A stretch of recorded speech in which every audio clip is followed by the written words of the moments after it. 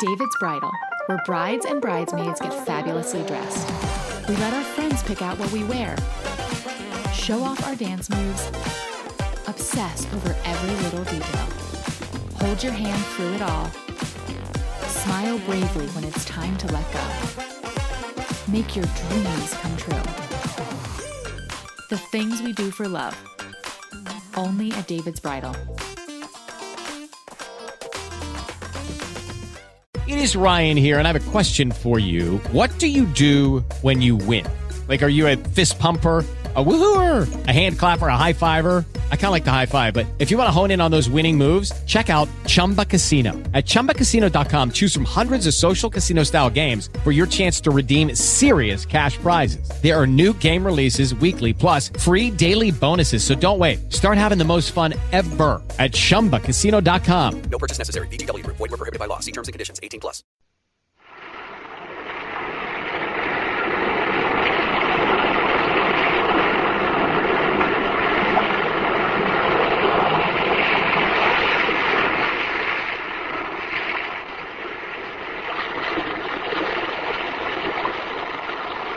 Weird circle.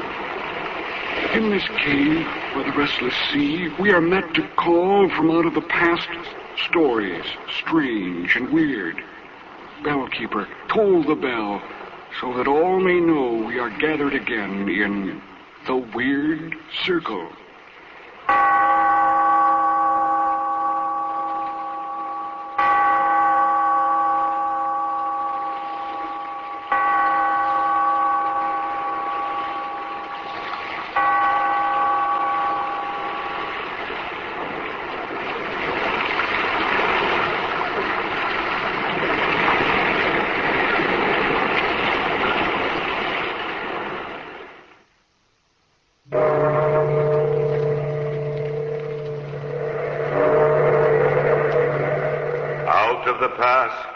Phantoms of a world gone by speak again the immortal tale, The Bride of Death.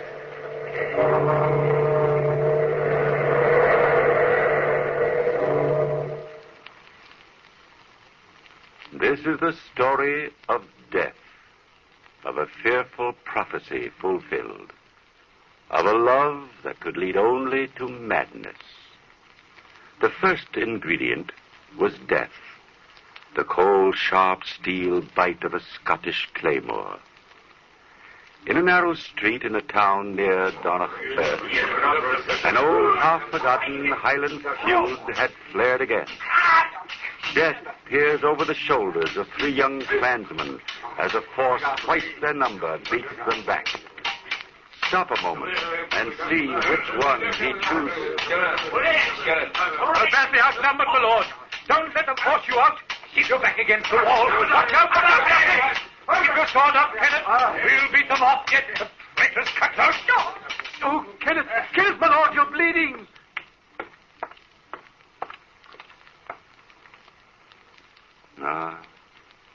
Death has chosen Kenneth, Earl of Dunbar, oldest son of the noble Scottish house. The shouted encouragements of his servant Bruce will not help him now. The tears of his younger brother Douglas come too late. Together these two carry the wounded man into the home of the Dominie. But the services of this holy man will not change the mind of death. Come, my son. Let us leave the brothers alone. It's the least that we can do at this moment. You've been wounded in the service of your masters. Oh, it's only a scratch, Dominie. I'd have died for either of them. Each man must do his own dying. Even Kenneth, Earl of Dunbar. I believe the younger brother called you Bruce. We shall have to tear your sleeve, Bruce, to dress your arm. I can't believe it, sir. You don't know his lordship. He won't let himself die. The clansmen who set upon you, were they from Black Donald's castle? No, they'd be the last to attack us. That feud has long been over. Derek MacDonald's daughter, Lady Margaret, is to marry young Kenneth. We were on the way to the castle for the betrothal feast. But the brothers have been away from Scotland most of their lives. The Earl of Dunbar and his bride-to-be can't have seen each other since they were children. Yes, but it was all arranged by their families years ago. He was to meet his bride for the first time. Oh, you don't know how much he counts on this happiness, Dominic. I think I do, Bruce. Did you hear the words he spoke to us before he lost consciousness? You wouldn't find that strange if you knew Kenneth, sir. A man of iron will. There was an uncanny look in his eyes as he said it. Living or dead, he said. He'd seek her out and have her for his own. Living or dead. The death knell. He's... Yes, Bruce. Your master is dead. The betrothal feast will never see its guest of honor. Why, my son, you're trembling. Suddenly, Dominic, I'm afraid. You didn't know this man. I tell you it'll take more than death to stop Kenneth, Earl of Dunbar. Nevertheless, death was the first ingredient. It was in the mind of Lady Margaret as a girl that the fearful prophecy was planted. But even today, neither her father nor her Aunt Mary know it is there. But it was the second ingredient. It was fear. No, Father. You can't make me do it. I will not marry the Earl of Dunbar. I'll never marry anyone. Young Kenneth is not just anyone, Margaret. Please try to understand, Davok. Margaret's high-strung. She's been alone too much. And now this sudden plan of marriage to a man she's never seen. That none of us have seen. 20 years ago, you and Kenneth Dunbar played together as children. His father, once the feud was over, became my best friend. We have followed closely his career on the continent. A career of bloodshed and violence. A professional soldier. And now that he's returning to Scotland, you remember some absurd plan of the past to unite his clan and ours. You remember the Dunbar wealth. Margaret, that's not fair to your father. All of us consider the Earl of Dunbar a fine match for you in many ways. You've forgotten the stories of his fits of violence, his strange moods, his cruelty and overbearing willpower. Gossip. Gossip in your overwrought imagination, Margaret. I have never intended to force you into this marriage. Oh, Father, if you'd only... I haven't finished, Margaret. I still don't intend to force you into it. The banquet this evening was arranged to, shall I say, bring you young people together. Let it rest at that. But of one thing I am determined. If you reject the Earl of Dunbar, young Kenneth, you shall have no other husband while I live. Thank you, Father. Thank you. The guests have already begun to arrive. The guest of honor will be here before sundown. We both have duties to perform, Margaret. Now that he's gone, come here and sit beside me. I'm sorry I acted so silly, Aunt Mary. But if you only understood how I feel... I think I do, dear. You're frightened. I am. But not of young Kenneth Dunbar. It's grandfather's prophecy, Aunt Mary, that frightens me. Nonsense. Black Donald may have been eccentric, but he couldn't foretell the future, Margaret. And then there was the story that he'd made a bargain with death for being rescued from this room. And a prophecy of some kind that no one ever knew about. And it's this superstitious nonsense that's been frightening you, Margaret? It isn't nonsense, Aunt Mary. You see, I found the prophecy. It says, the last born of Black Donald's clan shall be the bride of death. Oh, you poor child. To have been living in the shadow of that fear. And all on account of that crazy old man. The bride of death. Oh, don't look like that, Margaret. I can't imagine anyone more alive than Kenneth. You could hardly call the Earl of Dunbar a spectre bridegroom. I know, and yet somehow I'm afraid. I'm terribly afraid. There we have two ingredients. All we have to do is to mix them. Perhaps woven together in just the right pattern, they might create a dark tapestry of madness. Twilight has fallen over the wildness of the moors, and a soft wind moans through the trees in the garden back of the castle. Lady Margaret has slipped away from her guests.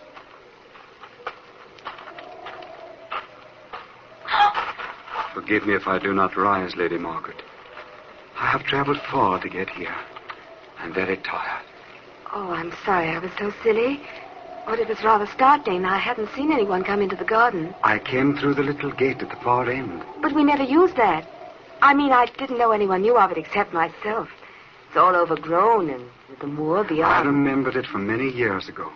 My home once lay across the moor. But then, Why, of course. Oh, I should have seen the resemblance to your father. You're the Earl of Dunbar. You're surprised, Margaret? No. Somehow I knew you were my friend. But you're different in a way, Kenneth. Quieter, more gentle than I'd expected. There is much that can change a man, Margaret.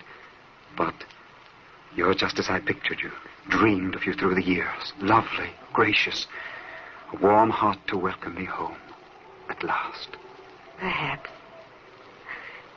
Don't you think we'd better go in, Kenneth? Oh, you're shivering, Margaret. Are you cold? No, it isn't that, Kenneth. I just happened to think of something. Perhaps you remember my grandfather. Black Don? What Highlander doesn't? That might be he coming down the path this moment. That's my father, Kenneth. Sir Davik MacDonald. I'm afraid he's going to be angry at you for appearing like a ghost out of nowhere. His anger cannot reach me, Margaret. I'm beyond all human emotion now, except my love for you. To have found you at last, that's all that's left. I haven't time for words, but you feel it too. I know you do. Nothing can separate us, Margaret. Not even death. Welcome to Blackdonald Castle, my lord. I had almost given you up. You see, Father, Kenneth slipped in by the back way. I happened to see him here. I know, Margaret. Your servant told me I'd find you here, Kenneth. The man is strangely frightened. Bruce has had a trying day, Sir Davik. We both have. I hope you'll excuse us early. Nonsense, my boy. You'll spend the night here. Now come along. My guests are anxious to meet you. Your fame has preceded you to Cairn Nagasha. Even so, it has come too late. What's the matter, Kenneth? You're not well. Do look a trifle pale, my boy. It's nothing, Sir Davik. A recent wound. I lost a lot of blood.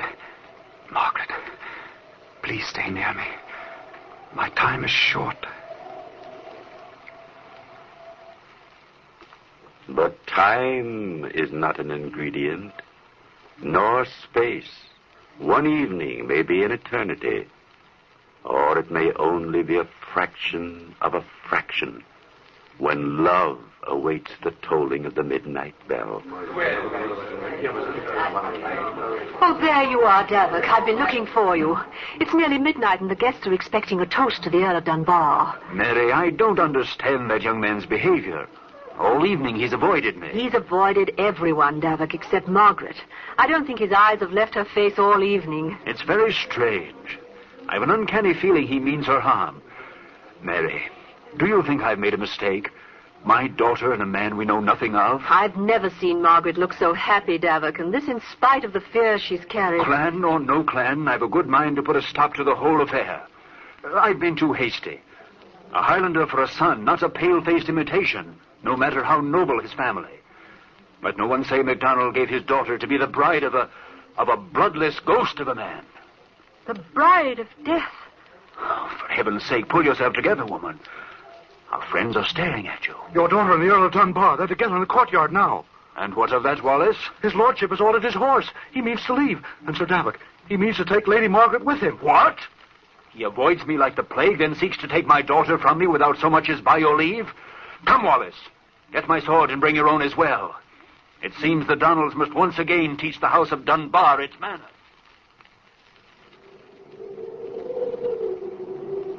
There he is, Sir Davik. Lady Margaret, too. The servant already mounted.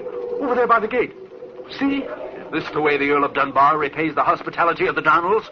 To steal my daughter like a common thief? But, Father, let me explain. I'll brook no more interference of my wishes. Join your aunt and wait for me. And now, sir, what have you to say? Only that I shall return and take your daughter with me. By Black Donald, sir, that you'll never do. You and your henchmen shall know the anger of my clan from this day on. The anger of the Donalds cannot reach me now, Sir Davik, nor any other human being, except your daughter's love. Oh, I must go. Before the final stroke of midnight, I must leave this place. And it is well you do, young man, if you value your life. I place no value on that which I no longer have, Sir Davik. Go tomorrow to the great kirk in the town, and you shall understand my meaning. You are mad. The same madness that claimed your father. It is not madness that has claimed me, Sir Davik. It is death.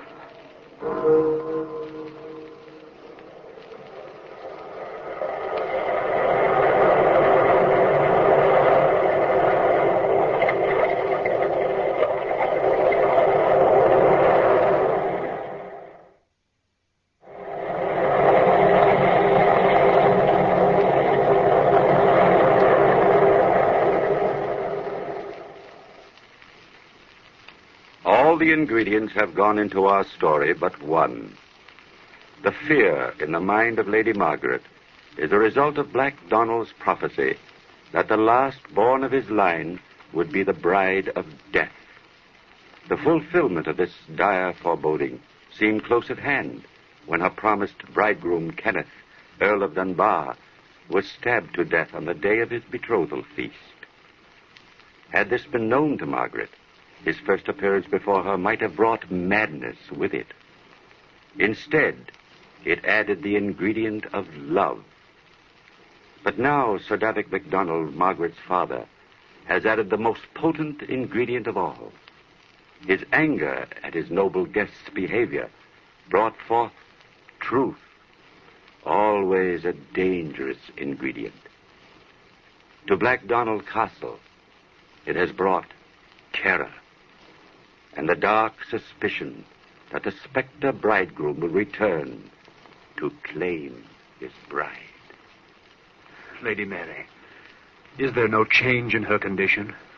She hardly looks alive. No, Davik. None of your doctors have been able to rouse her.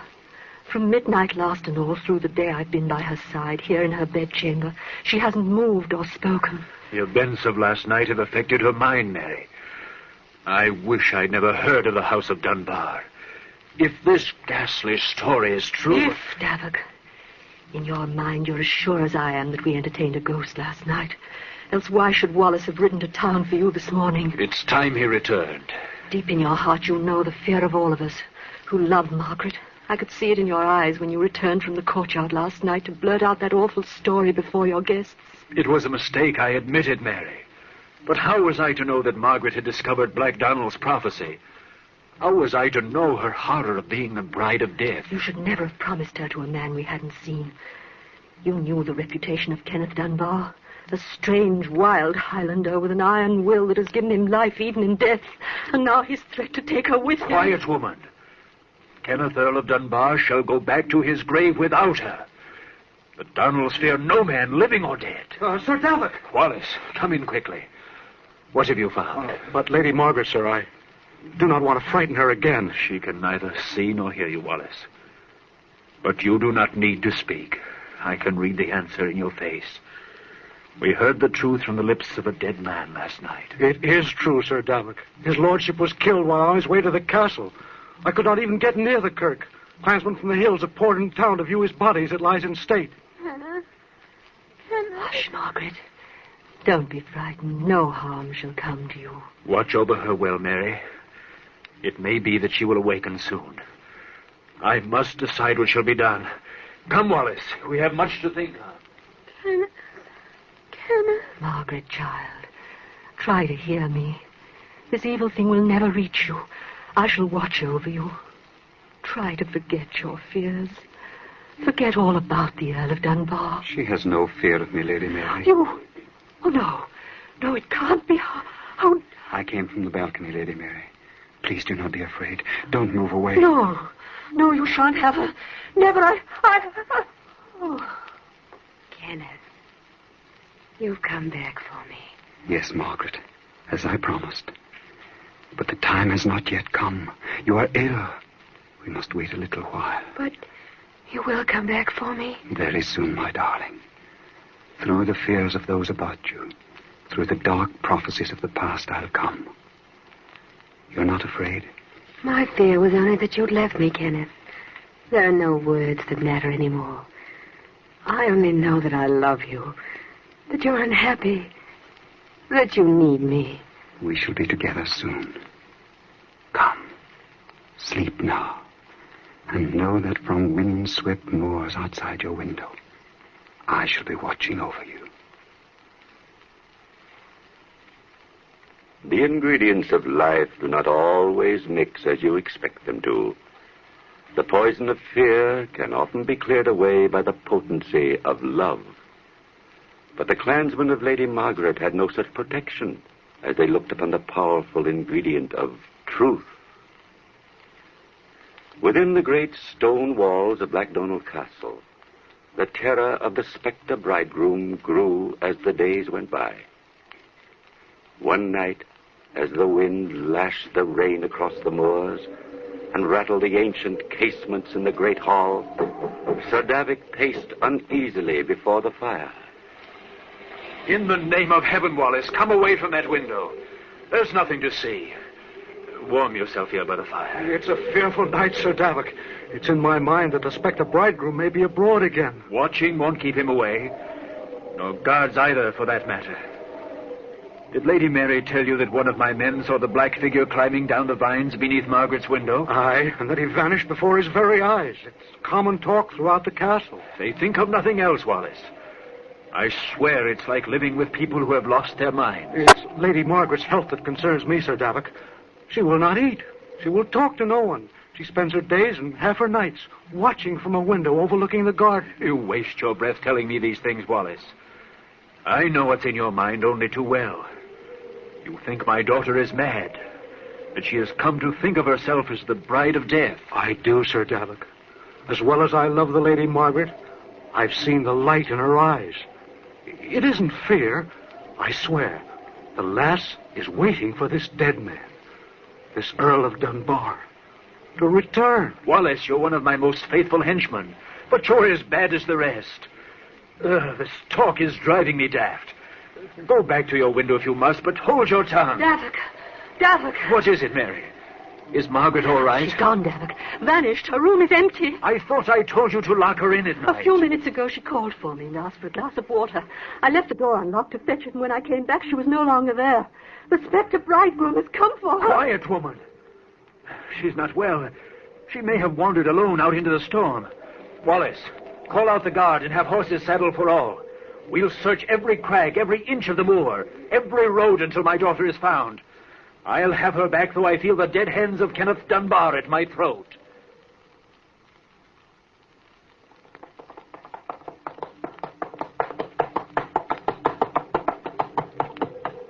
Hold, Wallace. Look yonder. You see that faint light glimmering through the rain? It's from some house, Sir Davik. Come, the men have already turned off. We must hurry. No, Wallace. That's no house. I wonder I didn't think of it before. It is there that we shall find Lady Margaret. I pray we're still in time. I think we're in the neighborhood of Dunbar Castle, Sir Davik, but not near enough to see a light. True. But we're close upon the ancient chapel of the family built centuries ago. That gloomy place has been sealed as long as I can remember. No one's been near for years. You're mistaken. Within the week, the place has been occupied. You forget that Kenneth, Earl of Dunbar, was buried there. Come, Wallace.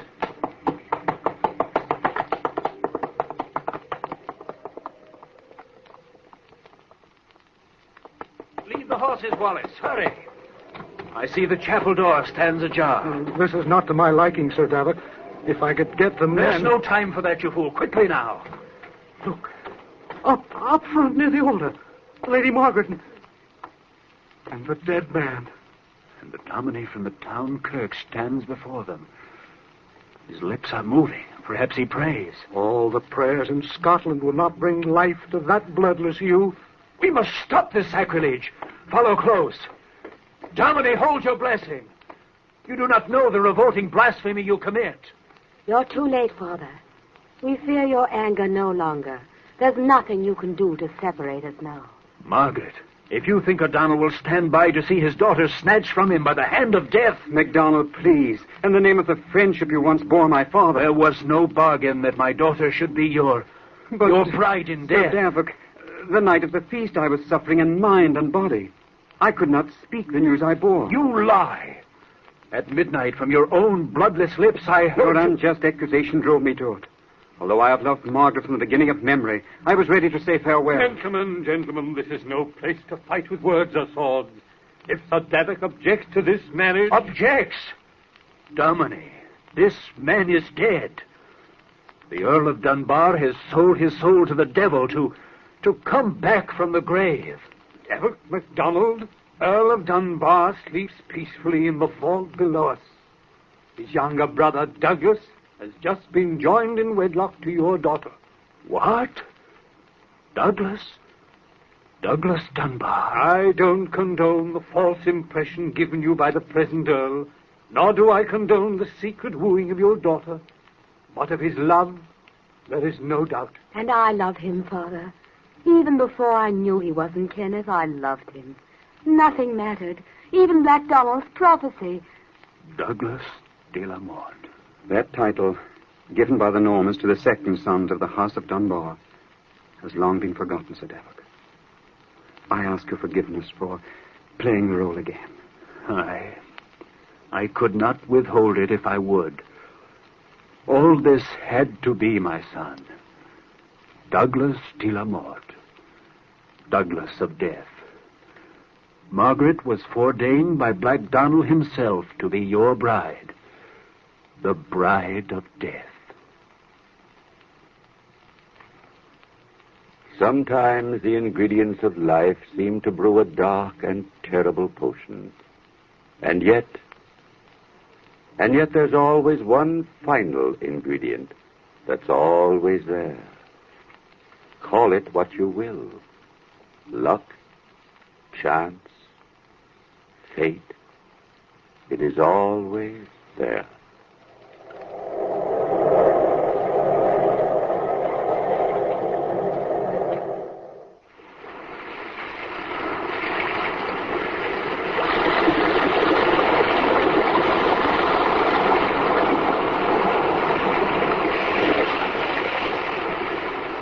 From the time-worn pages of the past, we have heard another immortal tale in The Weird Circle.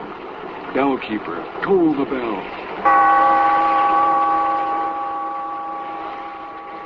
Be here in this lonely cave by the restless sea once again next time for another immortal tale in The Weird Circle. Okay, round two. Name something that's not boring. A laundry? Ooh, a book club. Computer solitaire, huh? Ah, oh, sorry, we were looking for Chumba Casino. That's right, ChumbaCasino.com has over 100 casino-style games. Join today and play for free for your chance to redeem some serious prizes. ChumbaCasino.com. No purchase necessary. Void where prohibited by law. 18+. Terms and conditions apply. See website for details. David's Bridal, where brides and bridesmaids get fabulously dressed. We let our friends pick out what we wear, show off our dance moves, obsess over every little detail, hold your hand through it all, smile bravely when it's time to let go. Make your dreams come true. The things we do for love. Only at David's Bridal.